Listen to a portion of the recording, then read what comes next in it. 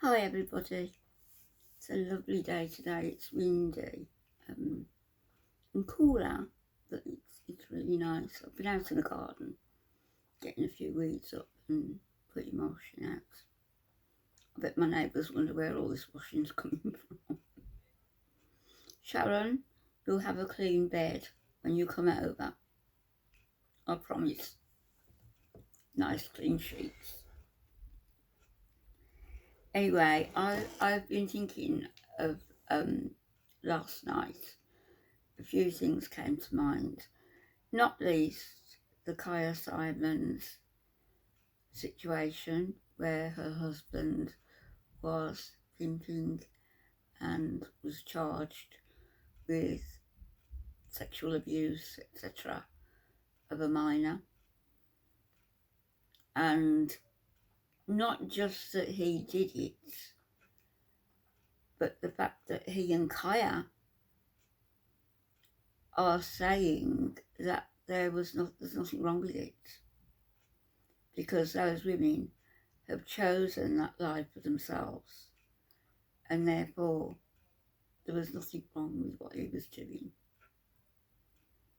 You fucking piece of shit, both of you. Kaya, I don't know how you've still got a channel. I look forward to seeing your numbers falling, and I've never said that to anybody before, not even Voodoo, because you don't deserve a channel.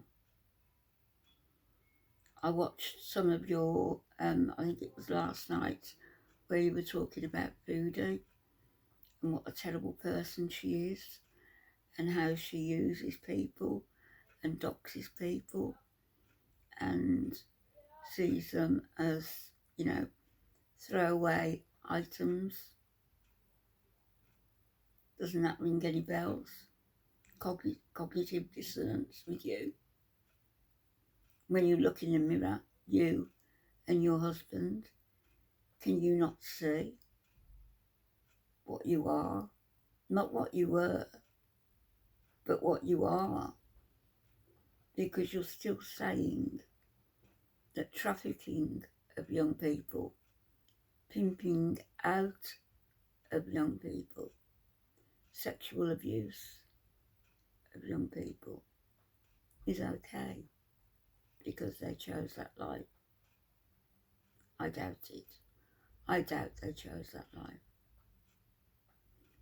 I could tell you what I feel, or in my experience has been through working with Women's Aid, has been the situation with people who've fallen into certain ways of life.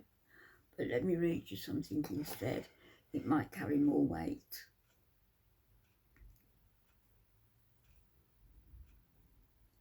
The most common form of child trafficking. Most sex traffickers lure their victims by providing basic survival needs. These kids are sleeping in shop doorways. They systematically provide distorted versions of higher needs to manipulate the victims. They use threats, force, and coercion. Traffickers exploit the fact that for many victims, their life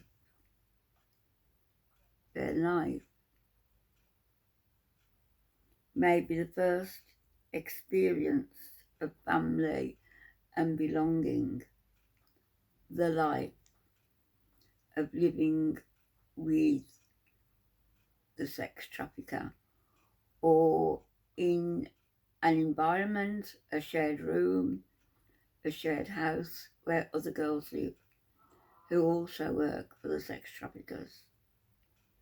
And therefore they've got a little community going there. The girls are living there, they're sharing, they're laughing, they're purchasing with what money they're allowed from their earnings. And don't forget some kids, some 14 and 15-year-olds, they're sold over and over again during the same day.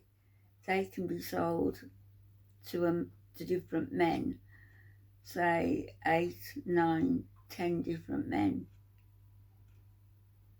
Think of the money that's bringing in. I don't know what the going rate is, but let's say, I don't know, let's pick a number that's easy to use. Let's say £60 in English money, £60, and they go with 8 men a day. So the trafficker, out of that 60, will take 40 for the kids' upkeep, for the house, for his pocket, of course. 20 quid will go to the kid. Only 20.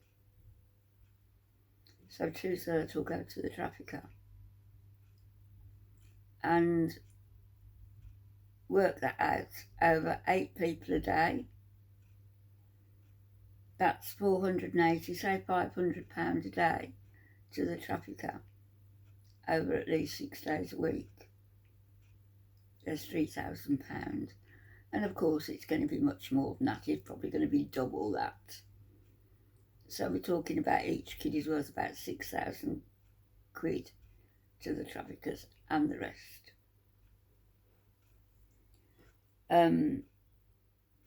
So traffickers often seek out people, usually children, teens, young women, older women, who are desperate and in need of money. They might also target lonely individuals who are more likely to trust strangers and be influenced by them. They often approach their victims at bus stops, train stations, or in the streets. In exchange for work, they offer food or shelter, and of course, pocket money. So it's a very tempting offer to somebody who's got nothing. They're suddenly going to get a roof over their head, clothes on their back, nice clothes, camaraderie with other kids, camaraderie with other kids in a similar situation, and they're going to get that warped sense of security. They're going to be working and they're going to have all that accommodation, food, warmth, no worry about bills, clothes, money in their pockets, camaraderie. When actually at the moment that child will maybe be homeless and have precisely nothing. So what sort of a choice is that? Kaya, you're disgusting. You really are. I always thought you were rough. You know, you come across as rough. And I thought that might have been your upbringing and etc. But no, it's you. You are rough. You're a rough person. You've got a rough, unhoned inner spirit. You think only of yourself. And I would imagine when you got together with Terrence, your husband, he was still on the lookout, wasn't he, for girls? He picked you. He picked you up, he picked you up, he picked me up, he picked me up. should be your new handle on YouTube. You pick me up.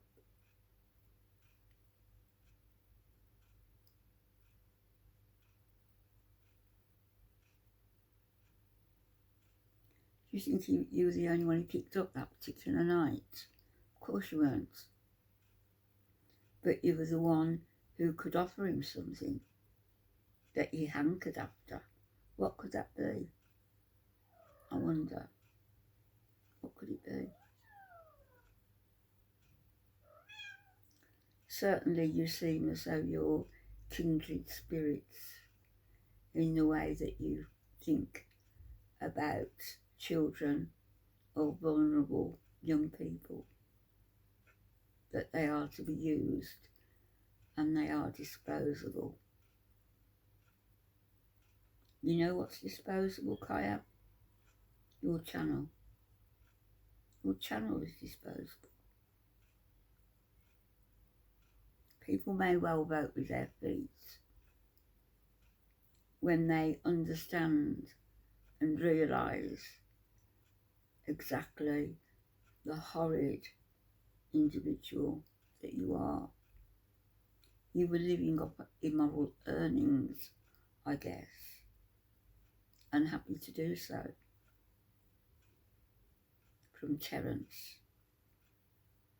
He gave you everything you needed. Where did he get the money from? He was still working the streets, doubtless. He said he's no longer in that game. What does he do now? I wonder.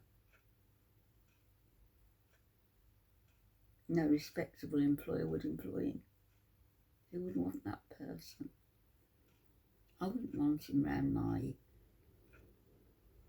kids, my family, female members of my family. I wouldn't want him anywhere near. And neither would I want you anywhere near. You really are a disgusting pair. Living off immoral earnings is what you were doing. And of course he's not going to admit to doing it now, is he? But if he isn't, the temptation will still be there to buy you another ring, perhaps.